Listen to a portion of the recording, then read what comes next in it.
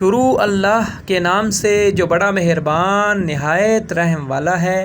الف لام میم، یہ اللہ کی کتاب ہے، اس میں کوئی شک نہیں۔ ہدایت ہے ان پرہیزگاروں کے لیے جو غیب پر ایمان لاتے ہیں، نماز قائم کرتے ہیں، جو رزق ہم نے ان کو دیا ہے اس میں سے خرچ کرتے ہیں، جو کتاب تم پر نازل کی گئی ہے یعنی قرآن، اور جو کتابیں تم سے پہلے نازل کی گئی تھیں ان سب پر ایمان لاتے ہیں اور آخرت پر یقین رکھتے ہیں۔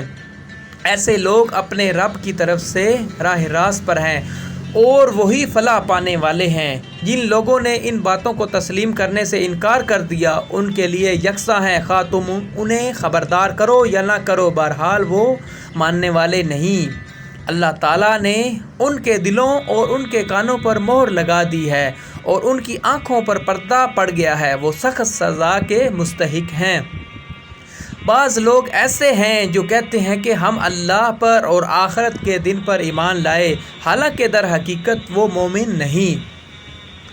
وہ اللہ اور ایمان والوں کے ساتھ دھوکہ بازی کر رہے ہیں، انہیں اس کا شعور نہیں۔ ان کے دلوں میں ایک بیماری ہے جسے اللہ نے اور زیادہ بڑھا دیا، اور جو جھوٹ وہ بولتے ہیں اس کی پاداش میں ان کے لیے دردناک سزا ہے۔ جب کبھی ان سے کہا گیا کہ زمین پر فساد برپا نہ کرو تو انہوں نے یہی کہا کہ ہم تو اصلاح کرنے والے ہیں۔